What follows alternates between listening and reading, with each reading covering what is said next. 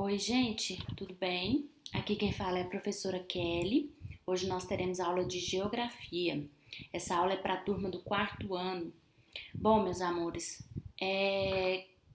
seria muito bom se nós pudéssemos estar juntos, mas infelizmente, por conta de toda essa situação, né, à nossa volta, a gente entende e sabe que por enquanto eu trabalho aqui de casa, né, e vocês estudam aí da casa de vocês e vamos dedicando, né, fazendo o melhor que a gente pode, com fé, com esperança que logo logo a gente vai retornar nossas atividades normais na escola, poder nos encontrarmos, né, poder ficar juntos e retomar a nossa vida, tá bom? Bom, então vamos lá. A nossa aula de geografia, nós vamos trabalhar sobre o relevo. A gente vai estudar um pouquinho sobre como acontecem certos fenômenos que formam o relevo da Terra, né? Que formam essas imagens que a gente vê, as paisagens, né? Montanhas, vales, planícies. Então, tudo isso aí existe um porquê de ser da forma que são. E isso se dá por conta de alguns fenômenos que acontecem dentro da Terra. Então, nós vamos estudar tanto o relevo interno, que é o que acontece ali na parte interna do planeta, quanto o relevo externo, que é aquelas formações que a gente consegue ver, né, consegue aí admirar. Bom, então vamos lá, meus amores. Nós vamos falar então, relativo ao relevo interno, de alguns agentes internos. São aqueles fenômenos que acontecem debaixo da Terra e que acabam provocando resultados externos. Então, dentre eles nós vamos falar dos terremotos, do vulcanismo e do tectonismo, certo? Bom, o tectonismo compreende todos os movimentos que deslocam e deformam as rochas que constituem a crosta terrestre. Tá?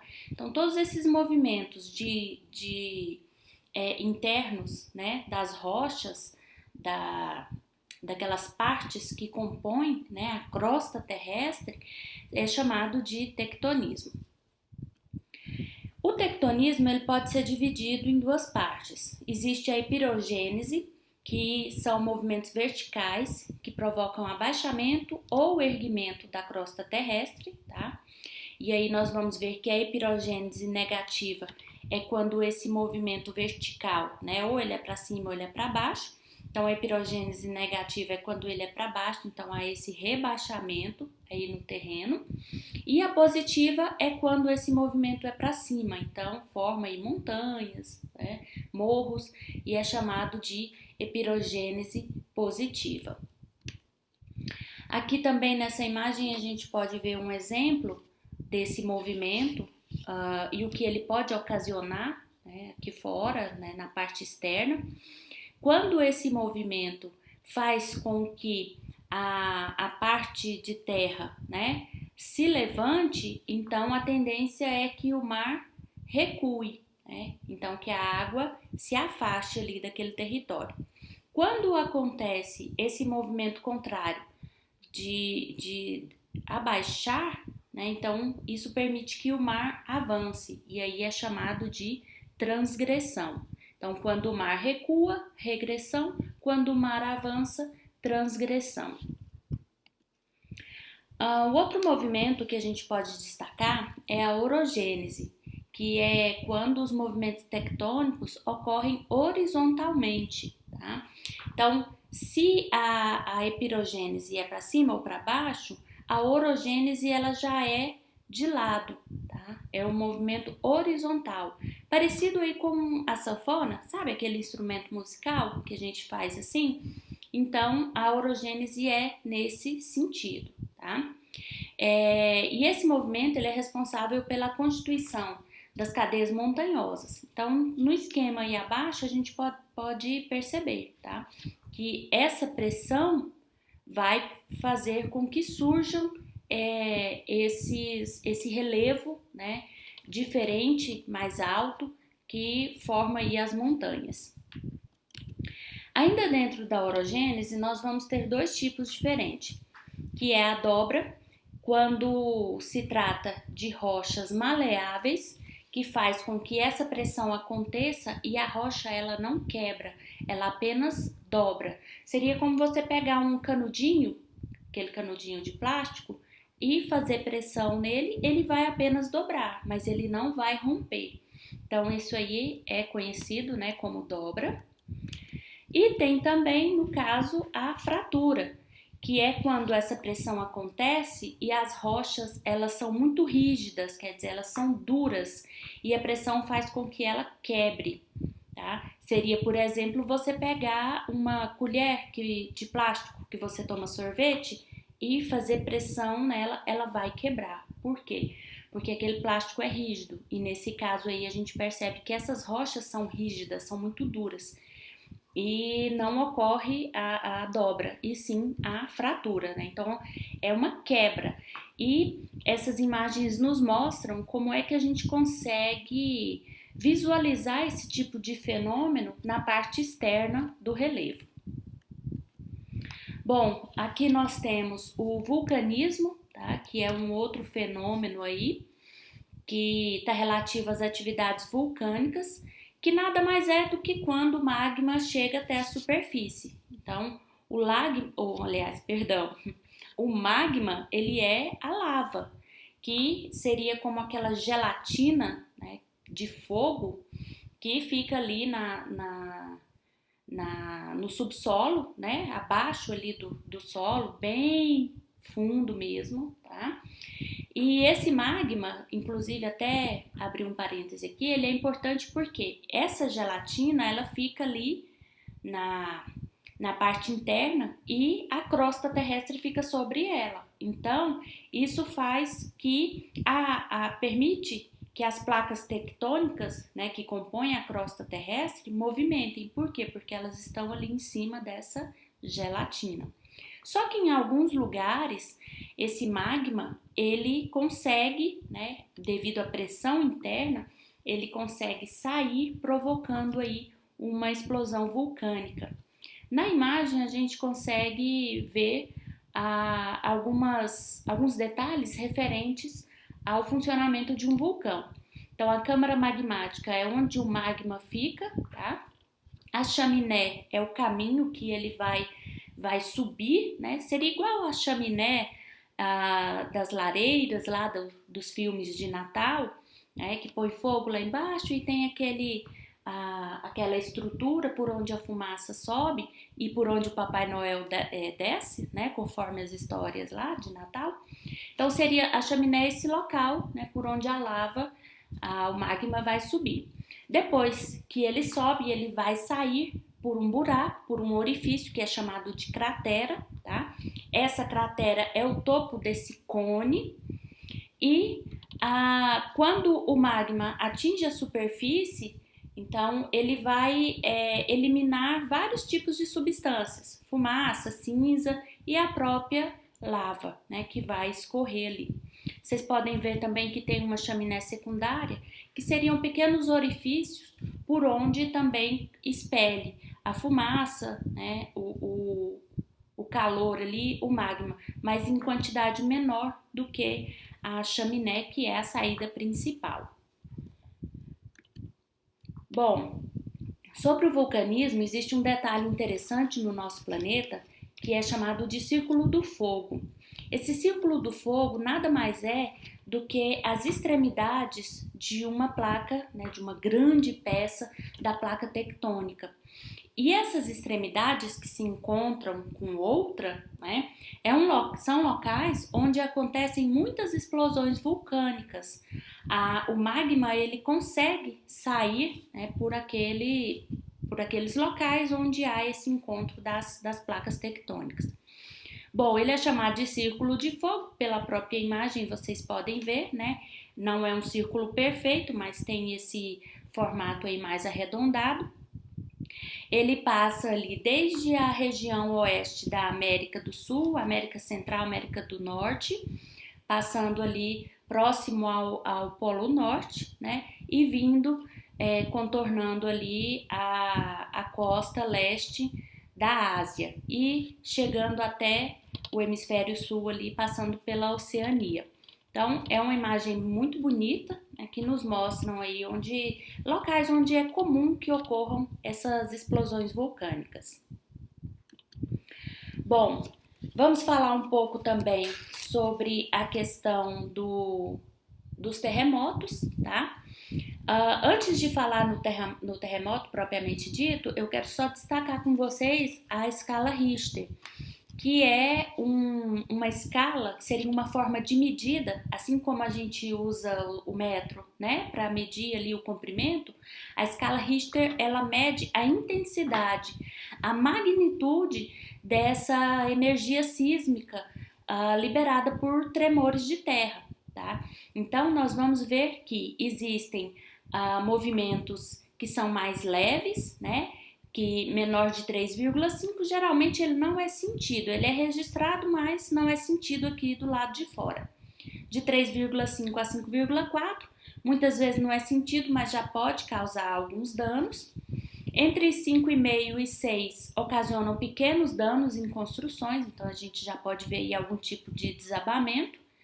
Entre 6,1 e 6,9 já pode causar danos graves em regiões com muitas pessoas, então prédios caírem, né, abalar de uma maneira muito severa as estruturas. Então isso, quando a gente fala de cidades, é algo realmente muito perigoso, né, para as pessoas que vivem aí. Entre 7 e 7,9 é um tremor de grandes proporções e provoca também danos graves. E quando é acima de 8, são tremores muito fortes e que causam a destruição total do local atingido, tá? E um detalhe interessante sobre a escala Richter é que ela não é uma escala fechada, ela é infinita. Por quê? Porque os cientistas já conseguiram medir aí movimentos, né, essa energia sísmica, até 8 e alguma coisa, ali, acho que até 9, mas acima disso nunca foi registrado, mas nada impeça que aconteça. Então, por isso que se diz que é uma escala aberta. E ainda que cada terremoto tenha uma magnitude única, nós vamos ver que o efeito de cada abalo sísmico vai variar de acordo com a distância, com as condições do terremoto e das edificações, né, e outros fatores aí. Bom, aí eu trouxe uma imagem para vocês, para que a gente possa perceber a destruição causada por um terremoto, né, e as consequências, geralmente, quando um terremoto acontece em uma área onde tem muita gente vivendo ali, né, uma área urbana, geralmente essas consequências são muito graves, muitas mortes, destruições. Então, existem algumas regiões aí do planeta que são severamente, né, atingidas por terremotos. Bom, aqui nós podemos ver que essa imagem nos mostra mais ou menos como acontece o terremoto. Então, nós temos aí um foco sísmico ou hipocentro, que seria aquele local onde primeiramente acontece o movimento. Esse movimento, quando ele acontece, ele emite ondas de movimento, né? Essas ondas, elas vão levando esse movimento para mais distante. Seria como você jogar uma pedrinha dentro de uma bacia de água, né? O local onde a pedra cai faz com que a água movimente e vai dando aquelas ondinhas, não é verdade? Na bacia de água ou às vezes dentro de um lago, a gente consegue perceber esse movimento. Então seria mais ou menos isso que acontece, só que lá no interior, né, da Terra. E esse foco sísmico, né, esse hipocentro, então é onde realmente acontece esse movimento. E se vocês observarem, acima dele tem uma linha vermelha onde a gente tem um outro ponto que é chamado de epicentro. Então seria o local mais perto do hipocentro na superfície. Então é geralmente o local mais atingido, onde a escala Richter registra ali os números mais altos. E aí nós podemos ver pela imagem também que na medida que a onda vai expandindo, o nível de destruição vai diminuindo, certo? Então, mais próximo do epicentro é onde se sente mais esse tremor. E só é interessante a gente falar sobre isso, esse estudo, esse conhecimento, porque existem algumas regiões que os terremotos acontecem constantemente, como por exemplo o Japão. Lá no Japão, existe até algumas tecnologias de construção para que os prédios eles tenham resistência, né, a determinado tipo de terremoto. Então, isso é importante ter acesso a essas informações, a essa tecnologia, né, de medir esses terremotos, para que as pessoas possam se organizar, né, prevendo já que isso pode acontecer. Bom, aí essa é uma outra imagem que mostra o epicentro, né, o foco de um terremoto e o epicentro dele e a destruição que pode causar também. Bom, agora nós vamos falar um pouquinho sobre a dinâmica externa do relevo, né? Então, esses movimentos que acontecem lá dentro, o que eles causam aqui fora. Eu trouxe essas duas imagens muito belas para mostrar para vocês que todas elas são frutos aí de movimentos internos, né? E também coisas que acontecem externamente, como a erosão provocada pela chuva, a erosão provocada pelo vento. Então, nós vamos ver como é que isso aí acontece. Bom, aqui nós temos um exemplo do trabalho erosivo das águas, de erosão superficial. Geralmente acontece em terrenos onde não tem vegetação, né, não tem plantas, principalmente árvores grandes, porque essas árvores elas têm a capacidade de segurar a terra. Então, onde ocorre desmatamento, é mais comum que ocorra a erosão, tá? Tem também a erosão laminar, que nesse caso ela já é um pouco mais forte do que a anterior e ela já consegue carregar ali um pouco de terra, ela já faz um estrago maior. Tem a erosão de sulcos, né? Que aí a enxurrada carrega uma quantidade muito maior de terra, abrindo aí já alguns buracos, né, maiores. E tem também o trabalho erosivo das águas no caso da erosão de ravinamento, porque aí nessa imagem a gente consegue ver, são verdadeiras crateras, são buracos gigantescos e que afeta muito o local onde ele acontece. Na área rural, por exemplo, se for um local de plantação, a plantação fica inviável, né? E se for na área urbana, a gente tem problemas aí de derrubar casas, né, de desmoronamentos. Então, tudo isso aí é provocado pela água, né? Mas principalmente em alguns casos pela ação do homem, com desmatamento, a não preservação ali da natureza. Tem também a erosão marinha, que é a erosão provocada pela água do mar. Eu trouxe essa imagem aí muito bonita para compartilhar com vocês, para que vocês possam ver o quanto a natureza é poderosa, né? E que a água pode fazer uma imagem como essa, que para mim é uma verdadeira escultura. Aqui também são outras imagens que nos mostram alguns exemplos de erosão marinha, né? Onde a água vai trabalhando ao longo do tempo, ao longo dos anos, produzindo aí essas imagens belíssimas. Bom, essa imagem que eu trouxe para vocês agora, dessas pedras, né, dessas rochas, elas ilustram um tipo de erosão provocada pelo vento, tá? Tem aí também alguns traços de erosão provocada por água, mas o que eu quero destacar com vocês é a questão do vento. O vento vai batendo nas pedras, nas rochas, e vai tirando ali aos poucos, né, a terra, a areia, e vai formando essas imagens aí muito bonitas. Esse aqui é um outro exemplo de mudança que pode ser ocasionada pelo vento, que no caso são dunas. Dunas nada mais é do que montes de areia, né, e que elas podem mudar de local conforme a força do vento.